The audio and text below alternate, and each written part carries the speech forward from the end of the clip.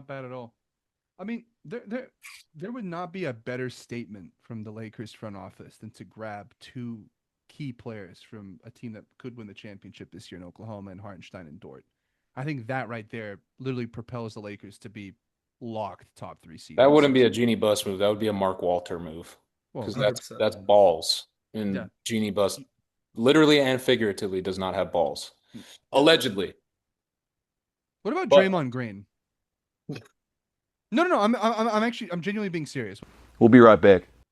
all right, guys, welcome back to the Dedicate podcast, presented by yours truly, Street Logic Sports. My name is Isaiah Brune, and today I am joined by two of my esteemed co-hosts. Magic Jesse. Genie Buzz. That is a great intro into the topic of today's discussion. We have an entire episode dedicated to the Los Angeles Lakers. What we have for you guys is a three-phase breakdown of just the Los Angeles Lakers in general. I'll start with phase one. We have front office and friends. So seemingly a lot of the blame that the Lakers garner comes from the front office. All of the fingers point directly to our GM and president of basketball operations, Rob Pelinka. He was hired March 7th, 2017, who inevitably replaced the disastrous Mitch Kupchak. And I'm sure a lot of you guys know that Rob Pelinka was Kobe Bryant's agent for the last 20 years of his career.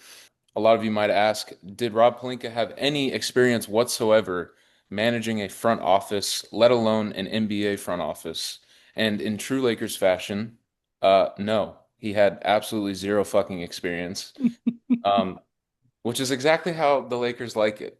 And I know that I'm hinting at the JJ Redick hire a little bit here, but the Rob Pelinka show hasn't exactly gone, I guess you could say, according to plan. So what we're going to do here in phase one is we're going to go through year by year since he's been hired on the Lakers. We're going to go through every single move that he has made. We're going to start with his first offseason as the GM, 2018. His first ever move as GM of the Los Angeles Lakers. He traded Jordan Clarkson and Larry Nance to the Cavaliers for Isaiah Thomas, Channing Frye, and a 2018 first round pick, which then turned out to be Moritz Wagner. Now, bear with me, guys. This is only his first move. Next, he traded cash and a second round pick that turned out to be Bruno Fernando for the 76ers 2018 second round pick that then turned out to be Isaac Bonga. But he made the free agency signing of his life, signing LeBron James to a 4-year contract. Yet the move wasn't even fucking focused on Rob Pelinka becoming the GM. It was solely based on Magic Johnson being there. And then lastly, in 2018, he signed Rajon Rondo, JaVale McGee, Lance Stevenson, Kentavious Caldwell-Pope, and Michael Beasley. Aside from the last part that you read, Rajon Rondo, JaVale McGee, Lance Stevenson, obviously, some of those pieces were on the team with us when we did win the championship, so you could look at it in the plus side. But Clarkson, Nance for Isaiah Thomas, Channing Frye, Yeah, oh my God, that right? team was Like I don't know horrible, what we bro. were doing there. Like I get it, Jordan Clarkson tends to have like an inconsistency in his career, but man, it was still too early. Like you got to kind of just see where That was prior to him developing into sixth man of the year. In my opinion, 2018, outside of the Clarkson trade, I mean, it was all centered around LeBron James. That was the main focus. But regardless, that moves me on to 2019, his second year as GM. Starting 2019, his first move was he traded Svi Mikhailuk and a 2021 second round pick that turned out to be Luka Garza to the Pistons for Reggie Bullock. Bullock was touted to be perimeter help for a Lakers team that couldn't shoot the three. However, his first season as a Laker, he shot a career low 34% from the perimeter. Next, we have probably one of his most atrocious moves as GM of the Lakers. He traded Ivica Zubac and Michael Beasley to the Clippers for Mike Muscala. Just wow. I'm not done though. He then traded cash and a 2021 second round pick that turned out to be Paul Reed for the Magic's second round pick in 2019, Who the fuck is Paul Reed? which then turned out to be Talon Horton Tucker. Last move he made in 2019, he traded Isaac Bonga, Jamario Jones, and a 2022 second round pick that turned out to be Kennedy Chandler to the Wizards. He then traded Brandon Ingram, Lonzo Ball, Josh Hart, and the 2020 or 2019 fourth pick that turned out to be DeAndre Hunter. He also traded a 2022 first round pick that turned out to be Dyson Daniels. He also traded a 2023 first round pick and a 2024 first round pick and cash to the Pelicans just for Anthony Davis. Now, this is when the Lakers enter the AD era. I would love it if you two could give me your thoughts on his first 2 years as the GM. Don't worry, there's still 4 more years Do to you go over. remember when we traded Zubats? We were stuck in a blizzard. Yes. Isaiah and I were stuck in a blizzard, and we were actually watching a Lakers game, Yeah. and we were both so excited that we actually made a trade. And then we looked at the trade.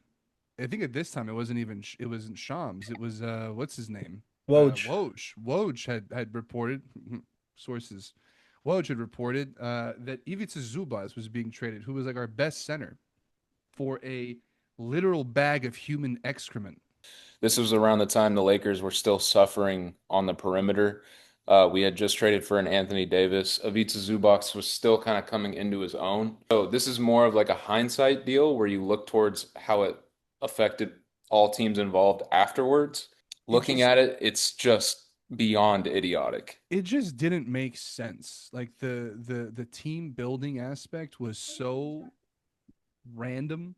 Like it felt like we had given someone the hands of the most expensive sports team on the planet and was just like, here, figure it the fuck out. Which in hindsight, great, figure it out because this team was dog shit prior to LeBron coming, but they had like two avenues. One being stick it out and see, like this young team with this guy.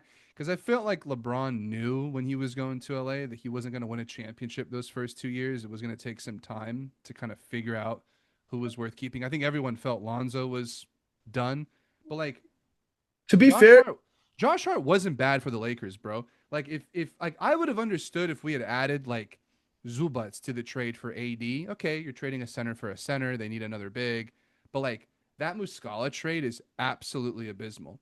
Like if you had just kept Zubats for another 6 months, because I know that was the trade deadline in February of that year, you would have had a front court of Zubats and AD, which would have been fucking incredible for the next 5 years. And we all know, given the injury record of Anthony Davis, that's to follow. But the only good thing is you bring in AD, but like even looking at that, did they give too much for him?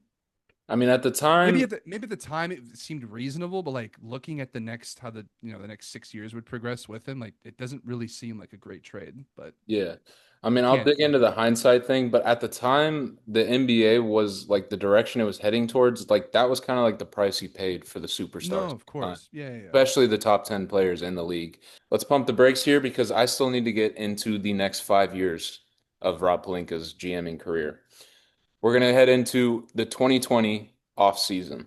His first move he made was he traded Danny Green and the draft rights to Jaden McDaniels for Dennis Schroeder from the OKC Thunder. This is post championship, right? Post championship. Right after the championship, that was his first move. Hey, let's trade this astounding 3 and D guy along with Danny Green, who was our only three-point shooter on the roster, for Dennis Schroeder. I move. He traded JaVale McGee for Alfonso McKinney and Jordan Bell from Cleveland. Oh I don't even my know what the fuck. God. I don't even know what the fuck to say about that. Why? What was the what did he like wake up one morning and was like, fuck, you know what's gonna bring this injury prone crock Fucking of dog shit? Alfonso McKinney. Oh, even Jordan better. Bell. I'll one up you, Jordan Bell. Let me call Oh my Cleveland. What do lord. they want? Yeah, maybe a washing machine and fucking cash incentives. Are you fucking kidding me? And then he also signed Mark Gasol, Montrezl Harrell, Wesley Matthews, and Markieff Morris. Those were his free agent signings for that year. Nice. Bad Now, Jed. now I move into the really, really dark side of Oh his GMing lord. career. Which, by the way, before he reads this, any other sensible NBA roster that isn't run by that tramp Genie Bus Kurt Rambis, you miserable fucking piece of human dog shit. So let's Damn. jump into the 2021 offseason. He traded Kyle Kuzma, Kentavious Caldwell-Pope, and Montrezl Harrell to the Wizards.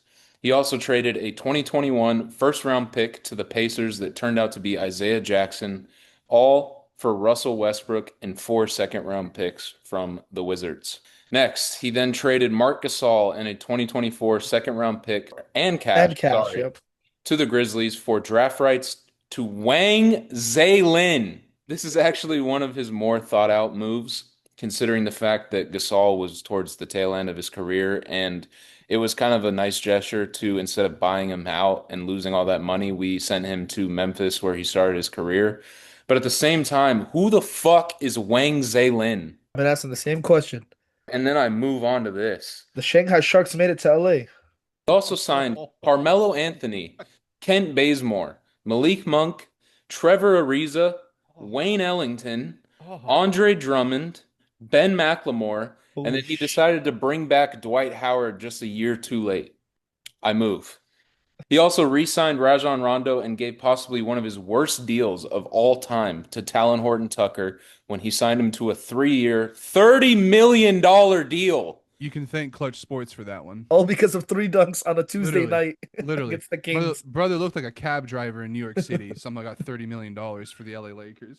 Yeah, that deal also then turned into us having to let Alex Caruso walk to the Chicago Bulls due to restricted cap. Maybe it's because we gave Booty Too Loose Dwight Howard and fucking Carmelo Anthony whatever the fuck they wanted. Lastly, to round out his 2021 year, he did his only good thing, or one of his only good things as GM. He found Austin Reeves and signed him to a 2-year or two-way deal.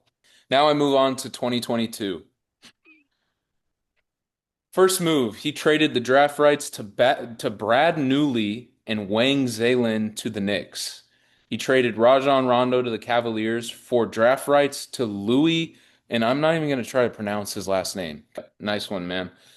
Next, he drafted Max Christie with the 35th overall pick. Not terrible. Sharky's Hermosa Beach local, Max There you go. Christie. Next, he traded Talon Horton-Tucker and Stanley Johnson to the Jazz for Patrick Beverley. He plays in Israel. Hey, needed defense. His signings that he made. He signed Uh. Lonnie Walker, Troy Brown Jr., Juan Toscano Anderson, Damian Jones, and Thomas Bryant. Oh my God. And then last but not least, Oh. to make 2022 just the cherry on top, he chose Don't to even say hire it. he Don't even chose say to it. hire the Lakers' finest work of art, and that is Mr. Hot Pockets himself, Darvin Ham. Guys, I mean, clap it up for Napolita. Clap Fuck it him, up. dude. Just fucking incredible, man. Fucking incredible. But then this leads me to 2023, where he made probably, I'd say, his third best trade as the Lakers GM. He traded Kendrick Nunn, a 2023 second round pick, a 2028 second round pick, and a 2029 second round pick to the Wizards for Rui Hachimura. He finally traded Russell Westbrook, Juan Toscano Anderson, Damian Jones, and a 2027 first round pick to Utah for D'Angelo Russell from Minnesota, Malik Beasley from Utah, and Jared Vanderbilt, who was also from Utah. So all things considered, 2023 did shape out to be like strategically probably his best year. After that Vanderbilt deal, he traded Thomas Bryant to Denver for Devon Reed and 3 second-round picks.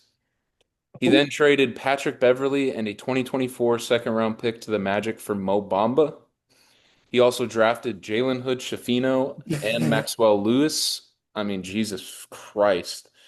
But he did also sign Austin Reeves and Rui Hachimura to very cheap contract extensions. He re-signed D'Angelo Russell, Ooh. and let's get into this. He signed Gabe Vincent, Torian Prince, Cam Reddish, and Jackson Hayes during free agency. Let Lonnie Walker, Dennis Schroeder, Malik Beasley, and Mo Bamba all walk. Nice. Yeah, that was his 2023 year. Now we enter 2024, where he drafted Dalton Knecht with the 17th pick in the draft, which was actually supposed to be one of our best draft picks in recent memory. However, it was evidently mishandled, and his development to this day is still abysmal. He also drafted Bronny James in the second round of this draft. But I move on. We then re-signed LeBron James and Max Christie to contract extensions. We traded D'Angelo Russell, Maxwell Lewis, and two second-round picks to the Nets for Dorian Finney-Smith and Shake Milton, which at the time, that was actually a solid deal. And he was pretty good for us, Dorian Yeah, Finney-Smith. yeah. He got his deal with the Rockets later on, but to end 2024, he finally fired Darvin Ham, even though it was just a 2-year stint, and replaced him with none other than JJ Redick. This moves me into his final full year as the Lakers GM, 2025. He He's signed Marcus Smart, DeAndre Ayton, and Jake LaRavia in free agency. He acquired the draft rights to Adu Thiero in a massive 7-team trade. He also re-signed Jackson Hayes, and he signed Christian Coloco to a two-way deal. who? He then waived Jordan Goodwin, Shake L. Milton, and Trey Jamison. And then comes the massive trade that not only saved Rob Pelinka's career, but prolonged it with the Lakers as it earned him a contract extension in the 2025 offseason. Amidst the 2024-2025 NBA season, Nico Harrison, the Mavericks' former GM, secretly approached the Lakers about a trade. The trade consisted of this. The Lakers traded Anthony Davis, Max Christie, and a 2029 first-round pick to the Dallas Mavericks for Luka Doncic, Maxi Kleber, and Markieff Morris. In conclusion, Lakers owner Jeanie Buss decided that Pelinka was very deserving of a multi-year extension due to a deal that was handed to him on a secret platter or on a silver platter in secrecy. Nico Harrison was also later fired due to his idiotic decision-making headlined by this deal. Those are the years of Rob Pelinka as GM of the Los Angeles Lakers and president of basketball operations. You guys have heard the full scale of what he has done for the Lakers up to this point. There's nothing to say. That's why. I just Speechless? I just I hope he doesn't see me in public. That's all I'm gonna say. I just can't believe that someone from 2020 to 2022, like I don't know, understand how he kept his job Yeah, those from that years are point. fucking astounding. Like I would, honest to God, those are like banter years that I would put up right. I would put up there honestly with fucking Robert Sacre putting on the purple and gold. Like it was that bad. We just saw, for example, Daryl Morey get fired from the 76ers, was there for 6 years. He made also some interesting decisions, but at least tried to kind of put Philadelphia in a position to compete for a championship. You know, we see the 76ers get to the second round, which I don't think anybody here really had them going to the second round, bar Jason Tatum's injury. So I think they overachieve, and even then they fire him. You know, the Lakers are still, and I say this, I've said this in multiple episodes, that they're still to this day a sleeping giant. And what excited Isaiah and I and Majid and Yusuf with the signings of, you know, or with the new ownership group that are coming in, Mark Walters, or Mark Walter, if that's his name, right? Mark Walter. See what they did with Um, the Dodgers, bro. he needs to strip this down completely. Even if this Lakers team had gone to the conference finals or miraculously won a fucking championship, this guy needed to be fired. He is completely out of touch with what to do when he's given the money. And the thing that scares me about this offseason is that he's going to be given. I think the Lakers and the Bulls have the biggest cap space, just the biggest amount of money to spend this Yeah, summer, we'll get which into is that when we which we're reach not the talking about final yet. But phase. like just the fact that I'm looking at who he signed right in the years prior, it's just like, do you really trust this guy to make the correct decisions to get the best years out of Luka Doncic, who's about to be in his prime, probably entered it this year. LeBron James might stay. Like, I wouldn't give this guy a whole chunk of change to play around with. I really wouldn't. Yeah, absolutely not. It's honestly terrifying. But what's more terrifying is phase two, which is where we go into what we have accomplished under Rob Pelinka and his leadership. Now, it's very easy for the three of us to sit here and act like we can be capable GMs of an NBA franchise, especially one of the biggest NBA franchises in NBA history. A lot of the criticism that Pelinka and the Lakers have taken has come from hindsight, looking at what a lot of these deals turned into later on down the line. So that makes it a little easier for us to criticize. However, 95% of what Pelinka has accomplished in his general manager career is elementary. next to what some of the best GMs in basketball have done. We don't put the Lakers front office members on the same scale as the Jazz, the Wizards, the Nets, etc. We put him on the highest scale of all, considering the height of his position in the National Basketball Association. With a position as highly sought after as it is, it comes with great responsibility. Let's now shift into what the product actually produced. We're going to start with 2017, 2018. The Lakers finished 34 and 47, 11th in the Western Conference under coach Luke Walton. We obviously missed the playoffs that year. We then moved to 2018, 2019. With the highly anticipated arrival of LeBron James, the Lakers finished the season with a record of 37 and 45, 10th in the Western Conference, which was Just also under coach Luke Walton. So LeBron James' first time missing the playoffs in just over a decade. Then we moved to 2019, 2020. With the first year of LeBron out of the way, it was time for another highly anticipated arrival of Anthony Davis. On top of that, entered the COVID-19 pandemic. Due to a shortened season, the Lakers finished with a record of 52 and 19, which was first in the Western Conference, ultimately winning one of the most controversial titles in NBA history. However, they were absolutely astonishing prior to the NBA shutdown with a record of 49 and 14, still first in the Western Conference. As we all know, that finished with a title. Now we move to 2020, 2021. Another shortened season due to COVID late start. The Lakers finished 42 and 30, which was seventh in the Western Conference, and competed in the first ever NBA play-in tournament game. They secured the seventh seed after winning that. They inevitably lost to the Phoenix Suns in round one, 4-2. It was a six-game series. Yet still, there were bright spots to hold on to. LeBron James suffered his most severe injury of his career, which was a high ankle sprain due to a boneheaded play by Solomon Hill. That sidelined LeBron for 21 games. Prior to his injury, the Lakers were 28 and 13, firmly in a hunt for a top three seed. LeBron was putting on an MVP display for his first time in a Laker uniform with averages of 26 points per game, 7 rebounds per game, and 8 assists per game. He was also displaying that he still had that dominance about him with a whopping 34 points per game, 8 rebounds, and 8 assists when AD was not on the floor this season. Obviously, everyone remembers Solomon Hill solely for what he did to LeBron that Well, year. When he came back from that injury, I think a 21 game absence from him was just too much for the Lakers to kind of get over didn't because of Anthony how Davis late get it injured in happened in that the season? year. What happened? Didn't Anthony Davis get injured that series? AD was on and off the court that entire season, which is why I brought in his numbers for that year when AD wasn't on the floor. But now we move on to what was probably the more disastrous era of Rob Pelinka, and that's the 2021-2022 NBA season, which enters the Lakers' most embarrassing year where they exemplified the retirement home roster. They finished with a record of 33 and 49, which was 11th in the Western Conference, which later on resulted in the firing of Frank Vogel. They missed the playoffs for the second time during LeBron James' Lakers tenure. Now, we move to 2022, 2023. Coming off the disastrous 2021-2022 season, immediate changes needed to be made once again. A clean sweep of almost the entire roster was made, and a new coach in Darvin Ham was found, Mr. Hot Pockets himself. The Lakers then had their best year since the bubble, finishing 43 and 39, which led them to seventh in the Western Conference.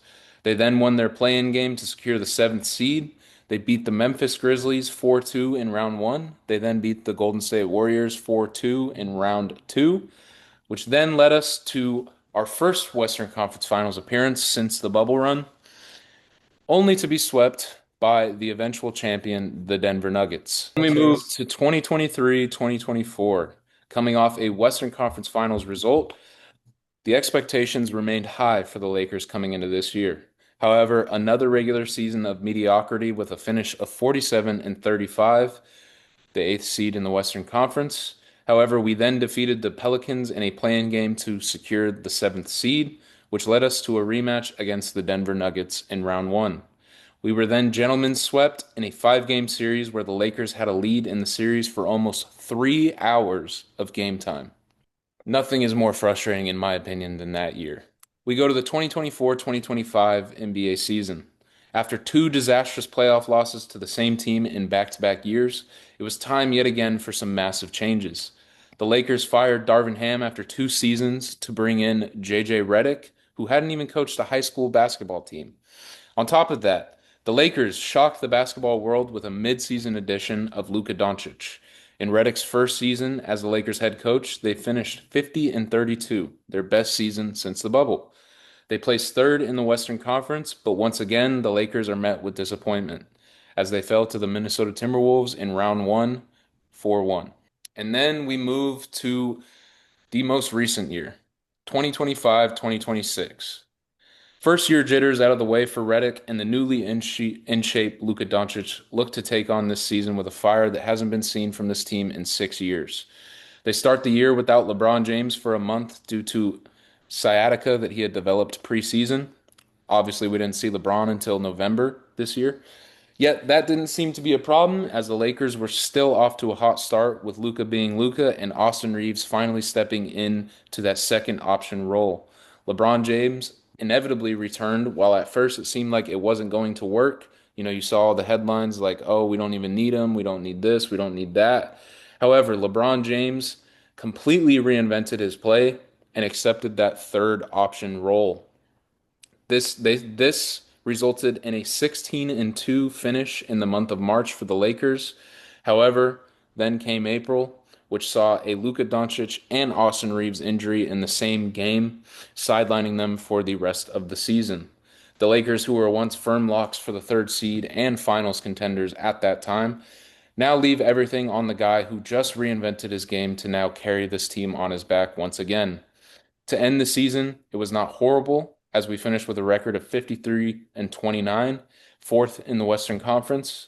41-year-old LeBron James was able to shoulder the load against a very inexperienced Rockets team, leading them to a 4-2 finish in round one.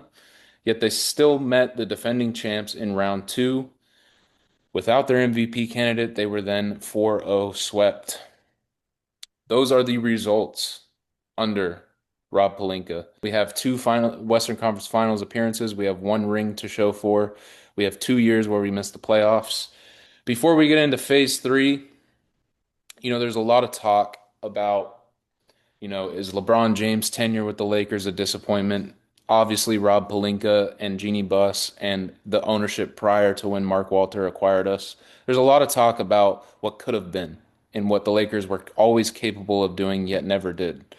So I guess the question I'm going to pose to you guys is, would you consider this 2018 to 2026 era of the Lakers, do you consider it a success or do you consider it a failure? I'm an old school guy, right? So the way I'm looking at it is, in the end of the day, we did get a championship. I get it when you look back at certain trades, whether it's Zubats, who turned out to be obviously a great starting center in the league, to seeing obviously Josh Hart with New York, to see Brandon Ingram, what he's able to do post injuries. You look at those things and you kind of go crazy. But in the end of the day, you do win a championship, whether you want to call it real or fake, it's going to count in the record book, it's going to count in the banners. That's first of all, number one. Number two, with this generational fumble of a trade by Nico, which obviously, like we mentioned about Palinka getting saved, this Luca trade is for years to come, right? This is a post LeBron era, right? Hopefully, if Luca does stay with us, this is going to be Luca staying here for another 8 years, 10 years, whatever his career might tend to be. And it's going to motivate other stars to come play with Luca once, let's say, LeBron's retired. And you guys just mentioned the Lakers have the most money with Chicago to spend this offseason. So when I look at it in the bigger picture, I think it's a success because you get a championship, you get a young talent star in Luca. You know, obviously you see certain trades like the Rui one that he's going to be also part of our future. So I just look at certain things. I think that overtakes all the bad that Pelinka. Because if you really look at it, okay, let's say he doesn't do those trades, right? You keep Ingram, you keep Lonzo, you keep Hart, right? The Lakers are known to not develop young players, right? That's a fact. And every shooter that comes somehow drops percentages by 10% when they join the Lakers. So, will those players that you guys are looking at be who they are today if they stayed on the Lakers? Would the Lakers be champions if it wasn't for the AD trade that led to obviously getting Luca future wise? So that's the way I look at it. That's the issue here, in my opinion, is it's always a what if with the Lakers. That's the reality. It's never actually looking at what happened. The questions of what if always have to come into play. But Danilo, I want you to kind of piggyback off of what, Major was getting into when he was kind of describing it as a success. Obviously, you don't need to agree with him, but what he was kind of bringing up was the fact that, we moved on from all these players due to us not being able to develop them, and we got a few pieces here and there throughout this tenure that can actually become, Lakers role players for the next coming years when Luka Doncic kind of starts to fit into this team and kind of take the keys over. It's a success in terms of you bring in one of the most prominent athletes in the history of the world. Like when you think of LeBron James, you really think of Messi, Ronaldo, being like people that are going to make you money, right? So in that case, yeah, it's been a financial success for sure. They up the ticket prices tenfold from what they were before. They have the most televised games on national TV. You have a guy that's going to make you a shit ton of money through merchandise, through everything. Like everyone wants to go see LeBron James. Even if you're not a Lakers fan, you just want to go see the guy play basketball, right? That's kind of what that was the one of the I think the prominent goals for the Lakers after the post Kobe years was who's going to be the next superstar. But when you bring in LeBron James, you look at Cleveland, you look at Miami, you look at the first stint in Cleveland, you need to compete every single season. And the fact that we have 3 playoff wins, series wins, since the 2020 bubble is inexcusable. And that's not just down to LeBron James. This is not like I'm hating on LeBron. It's the front office for their complete incompetence of building the correct teams around this guy. I talk shit about LeBron sometimes. I think he could be a bit of a diva, but I can also sit here and understand the guy is rightfully questioning the decisions that have been made in the past 5 years. Also, how much of that Luka trade was really authentic? Did the league want something to go down? Did they want to keep the LA market relevant, considering the Clippers are a fucking joke and the Lakers have been so like just teetering on the brink of mediocrity? And literally, if it wasn't for LeBron James, man, as much as I have my quarrels with the guy, this team would be a fucking lottery team for the past 5, 6, 7 years. And at the same time, going to Magic's point, the Lakers are not known for bringing up, making, creating talent. That's also down to the front office for hiring the right people to make your players succeed and allow them to get to the next level. The only thing, and I don't even want to give Rob Pelinka credit for this because this is LeBron James.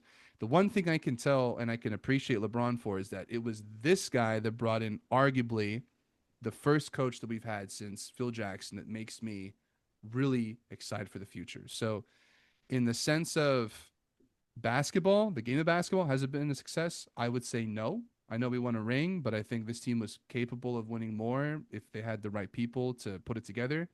But financially, 100%, it's been a success. So I'm kind of 50-50, man. I know it's like a open-ended, answer, but you kind of have to look at the whole thing and kind of analyze it with like a subjective mind. But regardless of what happens, if he stays, if he goes, I will always appreciate what he did for in 2020. It was a difficult year for everybody, and the fact that I got to watch that with you, Isaiah, in my aunt's backyard, like, yeah, that was fucking sick. And when people shit on that, I don't see people shitting about the Dodgers winning the 2020, MLB title. People like to shit on Liverpool, but it's like when you're big, you're big. When you're a big team and you win, people are gonna find fucking ways to hate on it. No one talks So about how Tom Brady, when he won his ring in exactly. quarantine, Yeah, exactly. So it's like, yeah, you can say, oh, it was the bubble and it was everyone had the difficult. same chance. Everyone had the same Everybody chance. did. And when people say, oh, how is it difficult? You're staying at a resort. So Yeah, was dude. everyone You know else. what? So is everybody else. You're away from your family. You have to fucking get PCR tests. Remember that shit? You have to do that shit every single day. You don't get to see your friends besides training. Like you have to be in a fucking hotel. Like, yeah, that would actually kind of psychologically suck, man. Like, coming to think of it as I've gone older, like it's not easy. I'm more excited for the next 10 years than I was excited when we got LeBron for those 10 years. Does that make sense? Yeah. I don't know. I don't know if you guys feel the same way, Well, but I feel that like we're kind of entering this new era of ownership where I'm genuinely excited. And I feel like the margin for error for Palinka is literally like this. I know like Isaiah texts in the chat, like, oh, this guy seems like he has the job security or whatever. I don't think he does, man. I think this is a make or break I don't offseason for think him. he does. I was just kind of pointing to the fact where he's speaking with this No, yeah, security. He's speaking authority. under Yeah, the, yeah, which I mean, I can't blame the guy. I mean, I would do the same thing too if I don't want to lose my job. I would try to speak yep, with confidence. yep, But what you were getting at, with the success or failure type of thing, the only reason I would consider this portion of the Lakers era a success, it's not due to, the results or what we accomplished or even the ring. It's just solely due to kind of the pieces that just fell into our laps yeah. almost. Because if you look at a lot of what Rob Pelinka has done, some of his best, acquisitions or deals, they were kind of just thrown into his lap. Or You look back, panic. yeah, or panic. But you look back at the Anthony Davis deal. Anthony Davis wanted to be a Laker. All Yeah. Rob Pelinka had to do was just find the financial pieces to make it work. It wasn't like Anthony Davis was going to go anywhere else. There was no rumors for him to go anywhere Well, else except the there was Lakers. Boston. There was There Boston. was Boston, Boston but was let's be sniffing real around. here. Let's be real here. There was never a real opportunity or real chance that AD was going to go to Boston over the Yep. Lakers, you know? You never know. I mean, even if it was close, I guarantee you Rob Pelinka was not the guy that convinced Anthony Davis to come to the No, Lakers. not at It all. was No, it was certainly LeBron LeBron James, James. man. Yeah. Absolutely. And then you move on to the Luka Doncic deal, which, it's one of the only deals in NBA history that was done in secrecy. Nico Harrison didn't even reach out to anyone except the Lakers. So you have that factor. You have the Rui Hachimura, who I have to give credit where it's due. He did find him, and he did put some belief in Austin Reeves. And Yep. he's the one guy that we actually raised to kind of be a star, and I'm not putting them on the same scale, don't get me wrong, but Austin Reeves is really our only star that we've raised from our farm system since Kobe. Like you can't pinpoint anyone else. So, and then obviously we found JJ Redick, who I think has the potential to be one of the greatest coaches in NBA history if he sees his career out with the Lakers. I think him and Luka can do incredible things Yep. together.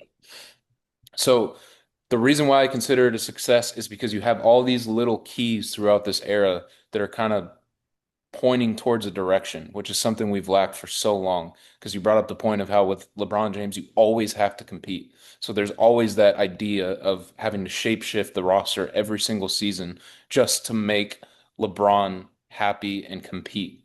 I feel like what was holding the Lakers back in the LeBron era was if I felt like the only expectation to compete was from LeBron James.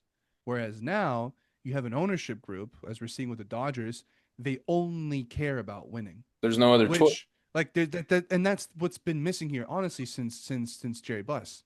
It's like we haven't had the guy that's at the top of the order of the pecking order from the ownership to tell the guys below it's win or bust.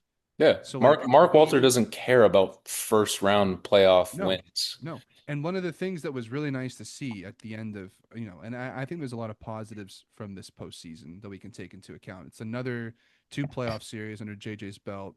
We didn't actually rush back Luka because it looks like, according to news reports today, that he actually had a grade 3 hamstring tear, which is great that he didn't play if we rushed him back because that's just asking for another whole can of worms.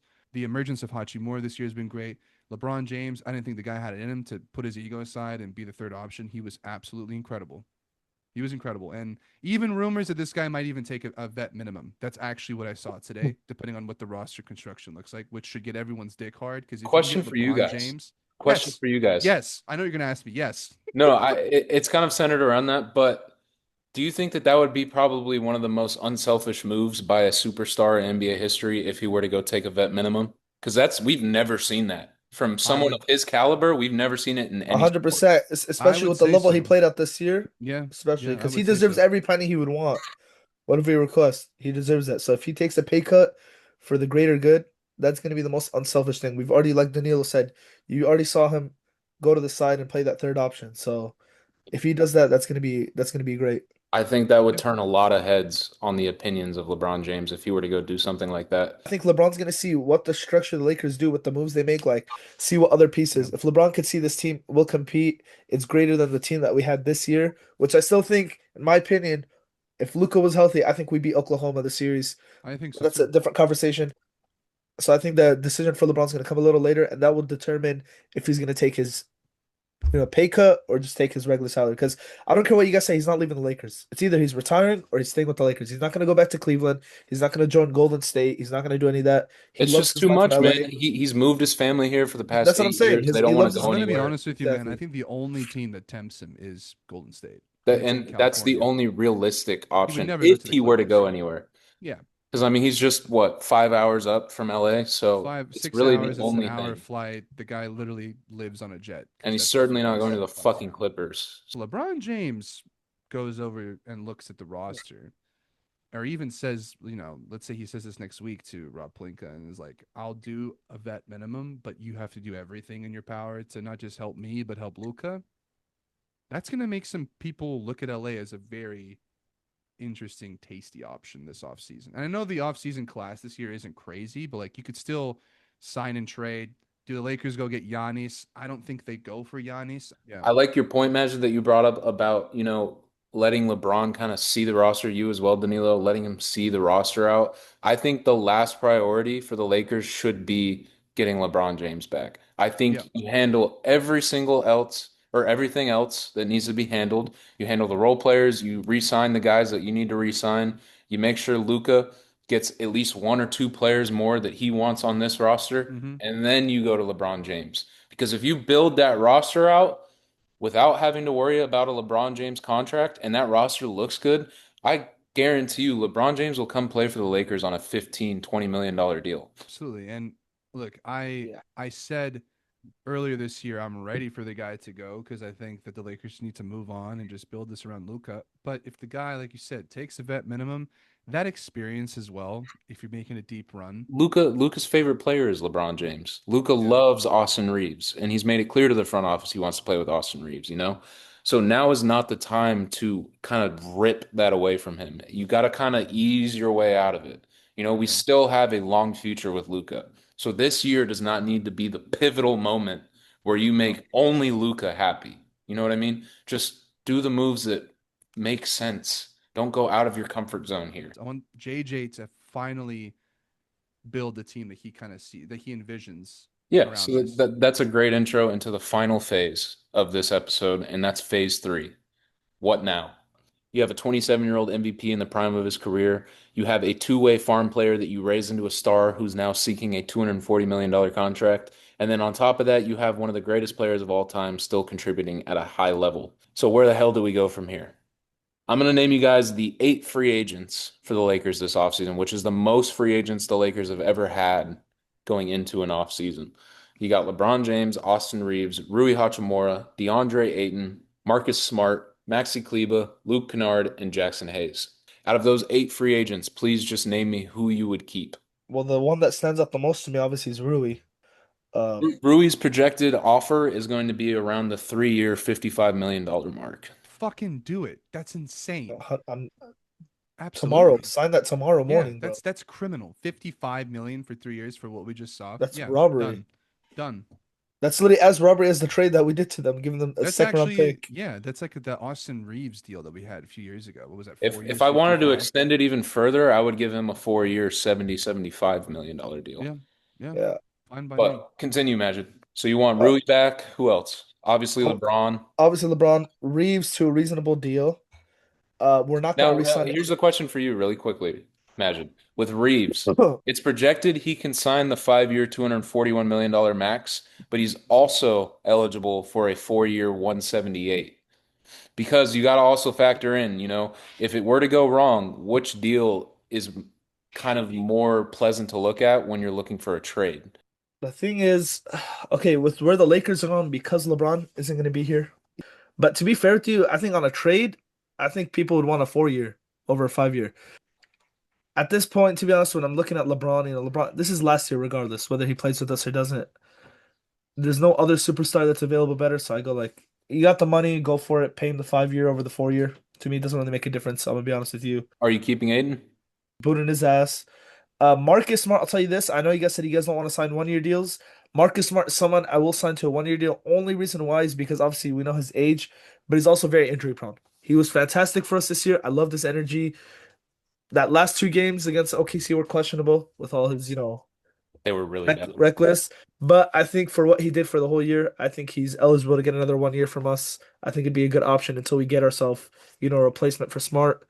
Maxi Kleber, I don't even know why his name's even there. Get his ass out. Luke Kennard definitely would want to sign him to a 2 year deal. Kennard went from trying to figure out, his Went from role with hero this to team. zero really quick. I get that, but again, you have to also take into account he came in mid season, trying to figure out his role. Luka goes down, Reeves goes down. They make this guy the starting point guard for the Lakers. Yeah. He's feeling Of course, himself. of course. But then when you bring back Reeves, that has the ball 80 and 90% of the time in his hand, and then LeBron, it's deemed that, his touches are going to go down. But I think still having a lethal shooter like that somewhere in the corner is going to be really good for Luka, let alone LeBron if he is with them next year. So I would sign Luka to a 2 year deal, nothing crazy, maybe like a 2 year, 20 million, 2 year, 25 He's million dollar projected deal. for a 2 year 18. That's his projection. Okay, so there you go, perfect. That's great. Jackson Hayes, same thing. I'd resign Jack. I think Jackson Hayes is a great backup center, not a great starter at all. I think Lakers need I to find loved his themselves energy this postseason. I'm going to be honest. 100% with you. And if you guys notice Luka's success, it comes with lob threats. So we saw that with Gafford and Lively in Dallas. There's a reason why Jackson Hayes got a And in my Slovenian. opinion, there's no difference between Derek Lively and Jackson Hayes. I'm with In you my 100%. opinion, they I'm with you honestly, in my 100%. opinion, Very play the similar. same level of And basketball. it sucks obviously that Luka announced he's not playing for his national team, but there's a reason why Jackson Hayes went and got his nationality with Slovenia Absolutely not. Keep Luka citizenship. away from that. I don't Yeah, want yeah, him 100%. He participating with that he whatsoever. he said on his Instagram story he's not It's going. Yeah. yeah, he's Keep not him playing the because he wants fuck to away spend time from with him. his daughters. Yeah, Danilo? Yeah, I would probably agree with that. I mean, Ayton I'm 50-50 with because it's like if you get rid of Jackson Hayes, I keep Ayton as a backup, but I have a feeling he's going to want a scandalous amount of money this season. Obviously, that's our free agents. Now comes into play if there's any direction that you guys want to look in outside of the Lakers. You guys are going to laugh at this, but I was looking at his stats, pleasantly surprising. However, this is a guy that has a lot of injury problems, and I think if you can get him on like a minimum deal, because he is an unrestricted free agent, he would not be a bad option. He'd actually be, honestly, a great replacement for Maxi Kleber. I would take Marvin Bagley, bro. Wow. I You did not laugh see at that me. one coming. I You did did not not see see that that. one coming. I'm That not was gonna the lie. last name I ever expected to But you know hear. what? I know, but honestly, this season, right? So with the Mavericks, he played 22 games because he was traded. He averaged 11 points, shot 60% from the field, and 48.5% from three.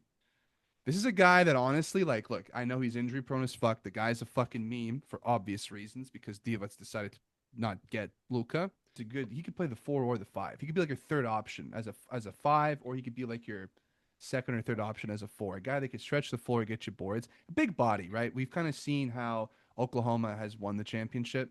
Mhm. Now, again, would I give him anything more than like honestly a minimum deal? Probably not. But if this is a guy that's willing to compete for a championship who has improved drastically since he was in his meme days, I don't want to say the guy's a meme. It's actually really unfortunate. He's actually a pretty decent player. He's just always injured, man. That's the only thing. That's why I think there's a low risk and high reward with him. So if he's available for a minimum deal, yeah, I'd be all over that. We need big bodies. He'd be a great replacement for Kleba on much cheaper money. Kleba was making $11 million a year, bro. That's crazy. That's crazy. Bro, Marvin Bagley, man, he was supposed to be the fucking guy. I don't know if you Yeah. guys remember him back in Oh, college I do. in his high I school do. mixtapes. But that guy But was to be supposed to be something special. random question, what do we think about Zach LaVine? He could suck the backside of my taint. Yep. The only reason I asked that, right? So let's say, for example, the Lakers actually decide to sign and trade Austin Reeves. Now, what is Austin Reeves in today's NBA market by himself? What does he get you? What caliber player? Um, Like Michael Porter Jr. Does he get no, you better OG than that. Anunoby? He gets you an OG. He gets you an Okay, OG. In my opinion, he gets you anyone on the Knicks besides Jalen Brunson. I think he gets you a Karl Anthony Towns. I think he gets you a that'd be McCall fire. Bridges. I mean, he could obviously get you a Jamal Murray. He can obviously get you like someone of that caliber, like that type of player. I'll give you 5 players, and then you guys give me your players. So I Sure. would take CJ McCollum, 100%. He was absolutely incredible. Now, how If it's much money he cheap, wants? If it's cheap, yeah. If it's a reasonable deal, I would take him. Isaiah Hartenstein, free agent. OKC That will was one not of be able mine. to pay him. I would take Hartenstein a heartbeat. I I would hate love the I fucking hated watching this cocksucker play against us But because damn, he's good. he's so He's fucking amazing. good. Like he's an amazing player. His floater is fucking automatic. It makes no sense. There's like a magnet at the rim. I'm just like thinking of a pick and roll between him, Reeves, and Luca would Oh, just be beautiful. And we'd absolutely actually have a fucking rebounder too. yeah, that would be great. But we need to get him for at least under 30 million because he's gonna Yes. want money. Harrison Barnes, I would take Harrison Barnes, guy that can shoot the ball, Vet has minimum. championship experience. Anthony Simmons would be fucking great. Simons. Or Simons, thank you. And the last guy, interesting option. Lou Dort is a free agent. I swear to you, I'm on it right now. I was gonna bring that Wish I up. guess a screen. I hate Lou the Dort. guy, but that is a perfect replacement. If we decide to not continue with the Marcus Smart route, all right, Yeah. Zay, let me give you my five real quick. I was high on Isaiah Hartenstein. You know, he's a very frustrating player to watch when you're a Lakers fan, but you got to give respect where it's due. And I think he'd be a great fit. Pick and roll, plays aggressive, plays physical, has a nice floater. I think he'd be a perfect fit with us.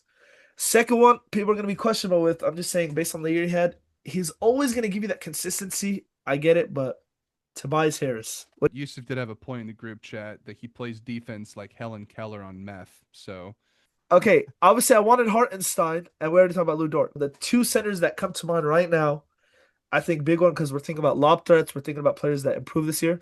Robert Williams the third. yep, He's a free not a agent. bad shout. I think Not a that'd bad be shout. pretty good. And off the bench, he's had an amazing season this year. You don't laugh at me, guys. I know we had him for a short stint, but Andre Drummond, I think that'd be a perfect. And then when you look at like guards, another one that comes to my mind, this is a very, very cheap deal. I'm talking about a 1 year, 3 million veteran minimum. I think getting someone like a Tim Hardaway Jr. Not bad at all. I mean, there would not be a better statement from the Lakers front office than to grab two key players from a team that could win the championship this year in Oklahoma and Hartenstein and Dort. I think that right there literally propels the Lakers to be locked top three seed. That wouldn't be a Genie Bus move. That would be a Mark Walter move. Well, Because 100%. that's balls. yeah. And Genie Bus literally and figuratively does not have balls. Allegedly. Oh my Starting. God! Imagine Draymond Green and Lou Dort on the same team. Holy fuck! You know how many How many technicals this team ejections? would get? How many That'd be like ejections? that'd be And like the Luca. Iraq, Let's not act like Iran war. Luca's not And a tech. Luca? Let's act like Luca's not a tech. Loki, Anyway, Luca's hold changing on. Reeves. I want to jump into my five guys real quick, and I want Go your for guys' it. opinion on each of them. My first one is Simone Fontecchio from the Yes. Miami Heat. He was traded from the Pistons to the Heat. As a- Obviously, I already spoke about him in a previous video. His As a three-point strap. shooting is elite. He has a fucking strap. He's not necessarily a defensive guy, but someone you could bring off the bench to help the perimeter Yep. would be very ideal. Second, this guy I only bring to the attention if we were to lose a guy like Austin Reeves. I just want to know your thoughts on it. And it's Norman Powell. That's not a bad shout. If not a we bad were to shout. lose a Reeves, I think he's the best guy who can come in from the free agency class at the very least. I think he's the best guy who can come in and kind of fill those shoes. Third option, backup point guard so that Luke Kennard doesn't have to play point guard anymore. Io Dosunmu. I wouldn't mind making an offer whatsoever. And then my fourth player, we just played him. I think he was the best player in the series for him. It's Tari Eason from the Houston Rockets, 25 years old, unrestricted free agent. I think you can get him for at least 60 million for like 4 years. He's kind of like the rival to a Rui Hachimura. He doesn't have the strap Rui has. Trust me, he doesn't. But he offers the same level of play. I would take Tari Eason in a fucking heartbeat. I would too. And then last, it's just for the center help. I really would not mind revisiting Mark Williams. I think Mark Williams would be a brilliant addition to this team. And I think that he could actually be a starting center. We just have 3 to 2 centers that are backups, and then we have to pretend that one of them can be a starter. He's someone that you could develop with Luca, develop with these young pieces, and grow into being a very, very good starting center for us. Two players that I would unzip my pants, put my dick on the table, and offer them anything they want is Hartenstein and Lou Dort. Yeah. I can't believe I'm saying that. I'm giving whatever the fuck I'm giving whatever they want to Hartenstein, whatever he wants. I think he is honestly out of the list that we're seeing, he's probably the most valuable person on this list. And this is with a class of LeBron, Zach LaVine, Trae Young. I think Hartenstein has a little bit of everything. He's a big body. He's a pain in the ass with the pick and roll. His floater is money, like you said. And honestly, from what I've seen, he seems like a great teammate. You know, like the guy also plays great defense, very good offensive and defensive rebounder, something that we lack significantly, and we saw that in this series. Like every team has a bastard on their team. We have like a team of nice guys. We're missing that energy, and Yeah. that's all from Luca. But anyway, guys, that's gonna wrap it up for our 2025, 2026 Los Angeles Lakers overview. Based on the prior history that I shared with you guys throughout this episode, if it follows in the same trend, we're looking at another Rob Pelinka masterclass. I have high hopes and I'm excited. Like you said, Danilo, I haven't been this excited for Lakers basketball or the Lakers' future in a very long time. But it's been great talking the Lakers with you guys. Um, this has been Street Logic Sports, the Dedicate podcast. You guys know where to find us. We're on TikTok, we're on YouTube, we're on Threads, we're on X, Street Logic Sports everywhere. We OnlyFans. appreciate the love, we appreciate the support, and we will see you guys in the next episode. Genie Deuces. Bus hand job on Patreon. You're a fucking genius, Genie.